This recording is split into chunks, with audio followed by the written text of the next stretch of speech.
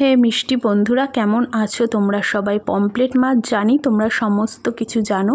Pomfret মাছ হচ্ছে এমন একটি মাছ যে নাকি স্বাদে গন্ধে একদম অতুলনীয়। তাকে সর্ষে ভাপা দিয়েই রান্না করো আর পেঁয়াজ দিয়ে মাখা মাখা করেই রান্না করো না কেন, সে সমস্ত কিছুতে যেন অতুলনীয়, অপরিসীম। মাছটাকে ফ্রাই করে আলুটা যেরকম ভাজে সেরকমভাবে পেঁয়াজ আলু আমি সরু সরু করে কেটে সেটাকে ভালো করে ফ্রাই করে তার মধ্যে অল্প একটু গরম জল দিয়ে ভাজা মাছটাকে আমি ছেড়ে দিয়েছি।